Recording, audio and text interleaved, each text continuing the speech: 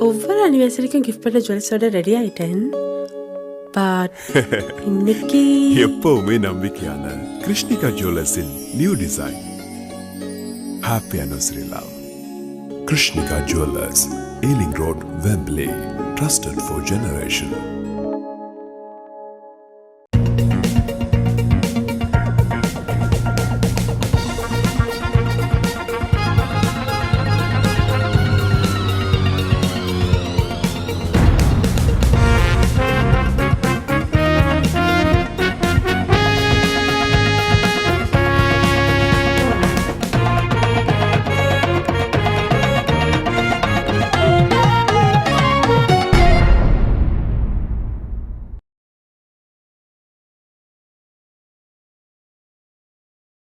அனைத்துலக உயிரோடை தமிழ் ILC தமிழ் உயிரோடை தமிழில் அன்புகளை உலக நர்வு நிகழ்ச்சியில் இணைந்திருக்கிறீர்கள்.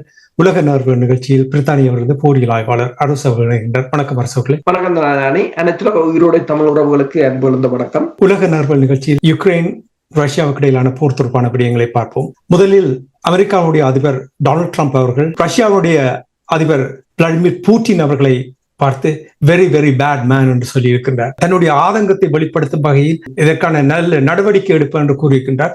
100% வரி கொடுக்க போகின்றார் என்று ஆக்ரோஷமாக அவர் தன்னுடைய உணர்வை வெளிப்படுத்தி இருக்கின்றார். என்ன நடக்கின்றது? உண்மைதான். ட்ரம்பையே ஒருவன் பிறப்பாக்கி விட்டார் என்று சொன்னால் பூட்டினா தான் இருக்கலாம். 100% வரி எங்க போடுவது என்றால் அங்கு 30,000 தடை, 30,000 தடைகளுக்கு வாழ்கிறவர்கள் தான் அவர்கள். வரிகள் அங்கு ஒன்றும் செய்யாது. ட்ரம்ப் கூறியிருக்கிறார் என்னென்றால் பூட்டினுடன் விடிய கலைக்கும் போது வெரி பியூட்டிஃபுல்லா தான் கலைக்கிறார். அவர் அந்த பியூட்டிஃபுல் என்ற வார்த்தையை தான் நிறைய பாவிக்கிறது. பியூட்டிஃபுல்லா தான் கலைப்பார். ஆனால் பின்னேறம் வந்தவுடன் பேய் அடிக்கிறார் உக்ரைனுக்கு உகனையால் என்று. இப்ப அதற்கு அதுதான் தனக்கு கணிக்க முடியாத இருப்பதாகவும் எனவேதான் இப்ப உக்ரைன அந்த பாதுகாப்புக்காக இப்போது பேட்ரியாட் வகை ஏவுகணைகளை தாங்கள் கொடுக்க போவதாகவும், ஆனால் அதுக்கு உரிய காசை ஐரோப்பிய ஒன்றியம் வழங்கும் என்றும் கூறியிருக்கின்றார். அப்ப மீண்டும் ஐரோப்பிய ஒன்றியம் தான் இதில் சிக்கி சின்ன பின்னமாக போறது போல தெரிகிறது.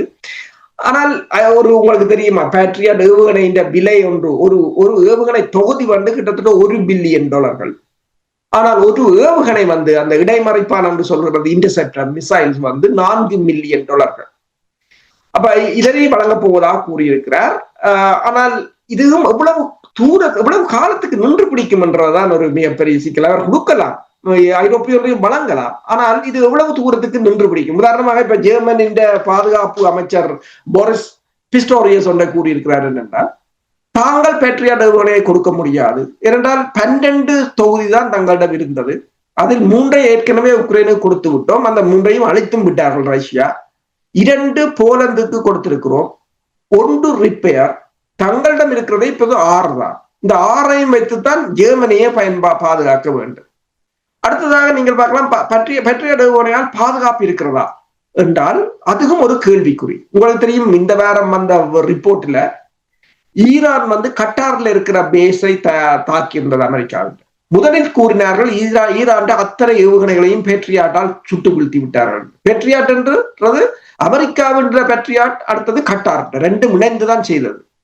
ஆனால் இப்போது வந்த செய்மதி புகைப்படங்களின் அடிப்படையில் கிட்டத்தட்ட $15 மில்லியன் பெறுமதியான ஏவுகணை அந்த ரடார் டோம் ஈரான் ஏவுகணையால் அளிக்கப்பட்டிருக்கின்றது. அப்ப இப்போது அவர்கள் கூறுகிறார்கள், இல்லை ஒரு ஏவுகணை உள்ளே விழுந்தது என்று பென்டகன் கூறியிருக்கின்றது. ஒரு ஏவுகணை உள்ளே விழுந்தது. இப்ப பிரச்சனை என்னவென்று சொன்னால், அழிந்த $15 மில்லியன் பெறுமதியான டோம் ஒரு பிரச்சனை, அதன் செலவில்லை. அதை அழிப்பதற்கு 24 இடைமறைப்பான்கள் என்று சொல்ற இன்டர்செப்டர்ஸ் யூஸ் பண்ணியிருக்கிறார்கள். இப்ப 24 தர $3 மில்லியன் அதுக்கு மட்டும் செலவாகி இருக்கின்றது. அப்படி செலவழித்தும் கூட தடுக்க முடியவில்லை என்ற ஒரு பிரச்சனை இருக்கின்றது. அடுத்ததாக ரஷ்யாவில் பார்த்தீங்கன்னா சொன்னால் இஸ்கண்டர் எம், அது ரஷ்யாவின் ஏவுகணை. அந்த ஏவுகணையால் பல பேட்ரியாட் ஏவுகணைகளை தகர்த்திருக்கிறார்கள்.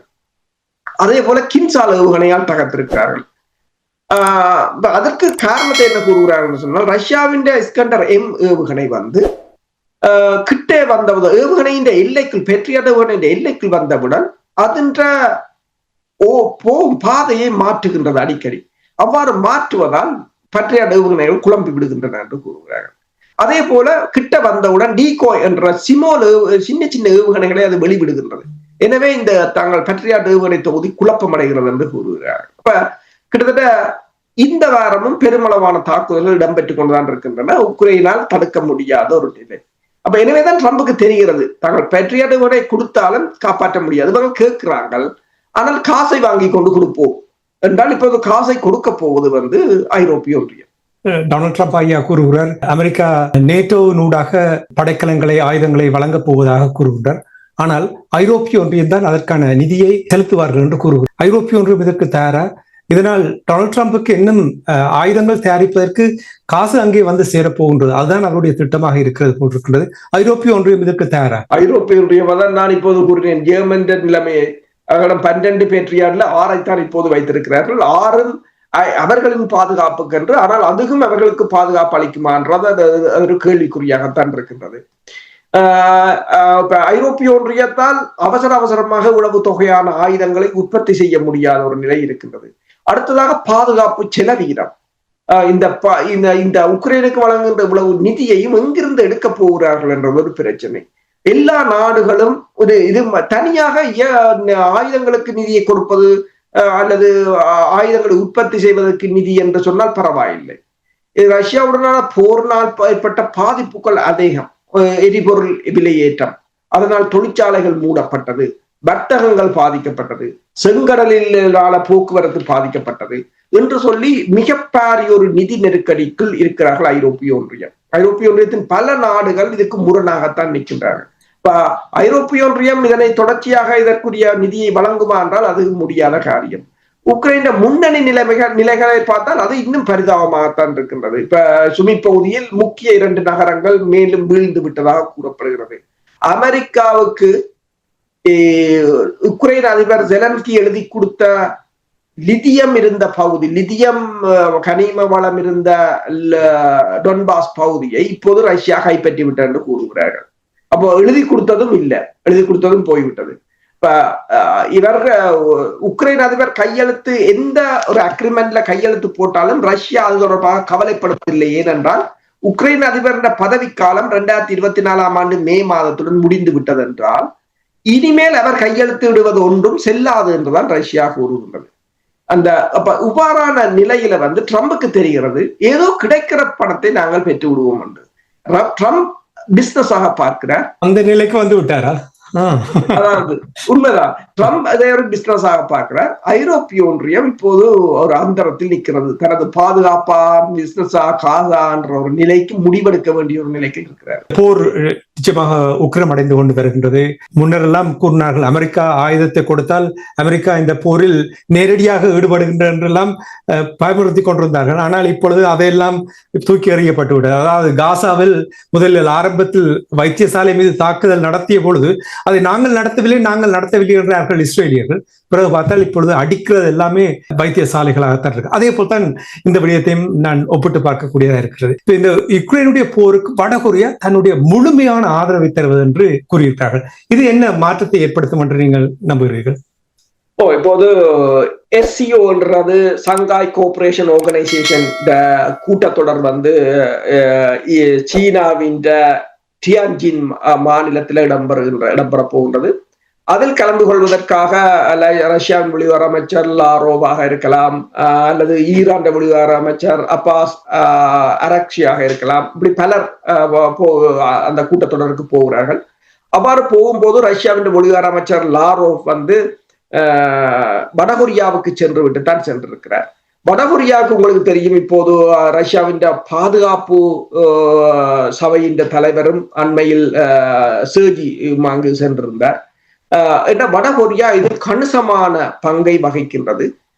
இப்ப லாரோவ் போன போதும் தனது நன்றியை தெரிவித்திருக்கின்றார். கர்க்ஸ் பகுதியை மீட்டுக் கொடுத்தது வடகொரியா இந்த சிறப்பு படையினர் அணியினர் தான் மீட்டுக் கொடுத்தார்கள் என்று சொல்லி நன்றியை தெரிவித்திருக்கிறார்கள். அப்ப முழு அளவிலான ஆதரவு என்று சொன்னால் வடகொரியா ஈரானுக்கே சொல்லிவிட்டது, உங்களுக்கு அணு ஆயுதம் தேவையா என்றால் எங்களை கேளுங்கள் என்று. நீங்கள் செய்ய தேவையில்லை, நாங்கள் கொண்டு வந்து தருகிறோம் என்ற ஒரு நிலையாகத்தான் இருக்கின்றது. என்றால் அடுத்த நிலைமை இந்த போர் ஒரு அணு ஆயுதம் நோக்கித்தான் போக போகிறது. உங்களுக்கு தெரியும், அண்மையில் ஐக்கிய நாடுகள் சபையின் அணுசக்தி பிரிவின் தலைவர் ஒன்றை கூறியிருந்தார். ஜெர்மனி கிட்டத்தட்ட சில மாதங்களில் அணுக்குண்டை தயாரிக்கின்ற நிலைக்கு வந்துவிடும் என்று சொல்லி. அப்ப புதிதாக ஒரு அணுக்குண்டை தயாரிக்க பண்ணி ஜெர்மனை ரஷ்யாவுடன் மோத விடுவதற்கான முழு வேலை திட்டங்களும் இடம்பெற்றுக் கொண்டிருக்கின்றன. இது என்னென்று சொன்னால் ஒரு பழி நீக்கு நடவடிக்கை. உங்களுக்கு தெரியும், 2வது உலக போரில் ஜெர்மன் தோல்வி கண்டதுக்கு காரணம் ரஷ்யாவுக்குள் சென்றதால் தான் அந்த தோல்வி. இப்போது ஜெர்மன் மீண்டும் ரஷ்யாவை அழித்து விடுவதற்கான ஒரு ஏது நிலையை இவர்கள் ஏற்படுத்தி கொடுத்து விட்டு ஒதுங்கி நிற்க போகிறார்கள். எனவேதான் ஜெர்மனின் அரசு தலைவர் ஒன்றை கூறியிருக்கின்றார், பெண்களுக்கும் ஆண்களுக்கும் என்று சொல்லி தாங்கள் நாடு ரீதியான இராணுவ பயிற்சியை கொடுக்க போகிறார்கள் என்றெல்லாம் பேசிக் கொண்டிருக்கிறார்கள். ஆனால் இந்த இவ்வளவு தூரத்துக்கு சாத்தியப்படும் என்றது மிகப்பெரிய ஒரு கேள்விக்குறியாக இருக்கின்றது. அப்ப இவர்களுக்கு ஒன்று தெரியும், வடகொரியா ரஷ்யாவுடன் இணைந்திருக்கின்றது, பெலாரூஸில் ரஷ்யா அணு ஆயுதத்தை நிறுத்தி இருக்கின்றது. அப்ப இப்ப பாத்தீங்கன்னு சொன்னால் ஐரோப்பிய ஒன்றியம் தங்களுக்குள், இப்ப உங்களுக்கு தெரியும், அண்மையில் பிரான்சின் அதிபர் பிரித்தானியாவுக்கு வந்திருந்தார். அதுக்குரிய காரணம் என்னன்னு சொன்னால் இரு நாடுகளும் அணு ஆயுத நாடுகள். அந்த அணு ஆயுத நாடுகள் எவ்வாறு இணைந்து ரஷ்யாவை எதிர்கொள்வது என்பது தொடர்பான ஒரு கூட்டு உடன்படிக்கைக்காகத்தான் வந்ததாக கூறுகிறார். இப்ப நீங்கள் ஷாங்காய் கூட்டம் தொடர்பாக கூறும்பொழுது இந்த வார இறுதியில் ஆஸ்திரேலியாவுடைய அதிபர் ஆண்டோனி அல்பானிஸ் அவரும் அங்கே செல்ல இருக்கிறார் என்று கூறுகிறார்கள். அப்படி என்றால் இந்த அமெரிக்காவுடைய இந்த திட்டத்துக்கு எதிராக ஆஸ்திரேலியா இப்பொழுது செயல்பட தொடங்கி இருக்கின்ற நம்புகிறார். உங்களுக்கு தெரியும், வர்த்தக வரியினூடாக அதிருப்தி அடைந்திருக்கிறார்கள். இது என்ன விதமான ஷிஃப்ட் மாற்றத்தை கொண்டு வரும் என்று நீங்கள் எதிர்பார்க்கிறீர்கள்? உண்மைதான். என்னென்ன சொன்னால் அமெரிக்காவின் வர்த்தக வரி இப்ப இந்தியா மீது போடப்பட்ட வரி ஏனைய நாடுகள் தங்களுடன் இணைத்து அவர்களை இந்த சீனாவுக்கும் ரஷ்யாவுக்கும் ஈரானுக்கும் எதிரான ஒரு தாக்குதலுக்கு ஒருங்கிணைப்பதற்காகத்தான் இந்த அழுத்தங்களை போடுகிறார்கள். அவர் போடும்போது ஒன்றை கூறுகிறார், நீங்களிடம் காசு கட்ட முடியாவிட்டால் நீங்கள் எங்களுக்கு என்ன நன்மைகளை செய்வீர்கள் என்று சொல்லுங்கள், நாங்கள் அதை குறைக்கிறோம் என்று. இப்ப ஜப்பானையும் ஆஸ்திரேலியாவையும் சீனாவுக்கு எதிரான நடவடிக்கையில் நேரடியாக ஈடுபடுமாறு US under secretary of defence என்று சொல்கின்ற எல்பிரிட்ஜ் கோல்பி அவர் நேரடியாகவே அணுகி இருப்பதாக கூறப்படுகிறார். அப்ப இதை என்னென்று கூறுகிறார் சொன்னால், அதாவது இந்த சண்டையில் நீங்கள் நேரடியாக பங்கு பெற்ற வேண்டும். அதுக்கு ஜப்பான் டிஃபென்ஸ் மினிஸ்டரும் ஆஸ்திரேலியான் பாதுகாப்பு அமைச்சரும் அதுக்கு சாதகமான பதிலை கொடுக்கவில்லை. ஆனால் அவர்கள் வெளிப்படையாக கூறியிருக்கிறார்கள், சீனாவுடனான ஒரு மோதல், தாய்வான் தொடர்பான அந்த மோதலில் அமெரிக்கா இந்த தளங்களை பயன்படுத்துவது ஒரு புறம் இருக்க, நீங்கள் நேரடியாக இறங்க வேண்டும் அல்லது சீனாவுக்கு எதிரான எந்த நடவடிக்கைகளில் நீங்கள் பங்கு பெற்றுவீர்கள் என்றதை அமெரிக்கா இப்போது தங்களை பல மாதங்களாக வற்புறுத்தி வருவதாக கூறியிருக்கிறார்கள். நீங்க பாத்தீங்கன்னு சொன்னால் இந்த வரியும் அதற்காகத்தான். ஆனால் அவர்களுக்கு தெரியும் இந்த நிலைமை, இப்போ ஒரு உக்ரைன் போர் இவ்வளவு தூரத்துக்கு அந்த நாடுகளை சீரழித்திருக்கின்றது என்று சொல்லி, நாளைக்கு ஜப்பானுக்கு இறங்கினால் ஜப்பானுக்கு ஏற்பட போற அழிவு, அல்லது ஆஸ்திரேலியா இதுக்கு இறங்கினால் ஆஸ்திரேலியாவுக்கு ஏற்பட போற அழிவுகள் அவர்களுக்கு தெரியும். எனவேதான் அவர்கள் பின்னடித்துக் கொண்டிருக்கிறார்கள். நன்றி அரசர்களே. இந்த நிகழ்ச்சியில் இணைந்து யுக்ரைன், ரஷ்யா, அமெரிக்கா, சீனா போன்ற நாடுகளுடைய ஈடுபாடுகள் இது என்ன விதமான மாற்றங்களை ஏற்படுத்தும் என்ற விடயங்களை உயிரோடை தமிழ் உறவுகளோடு பகிர்ந்து கொண்டமைக்காக அன்பர்கள் சார்பாக நன்றி கூறிக்கொண்டு மீண்டும் இன்னும் ஒரு நிகழ்ச்சியில் இணைந்திருப்போம். அதுவரைக்கும் நன்றி, வணக்கம். நன்றி, வணக்கம். எமது பார்வையாளர்களுக்கு வணக்கம். மக்களின் குரலாய் ஓங்கி ஒலிக்கும் இலக்கு மின்னிதழ் மற்றும் உயிரோடை தமிழ் வானொலி ஆகிய இவ்விரு ஊடகங்களும் உங்களைப் போன்ற எமது நேயர்கள், நண்பர்களின் ஆதரவிலேயே இயங்கி வருகின்றன. மிக குறைந்த வளங்களுடன் பல இடர்கள் மற்றும் தடைகளை தாண்டி பயணிக்கும் எமது ஊடகங்களின் பணிகள் மேலும் வளர உங்களால் முடிந்த நிதியுதவியை வழங்கி இன்னும் காத்திரமான செயற்பாடுகளை முன்னெடுக்க உதவுமாறு மிகவும் பணிவன்புடன் வேண்டி நிற்கின்றோம்.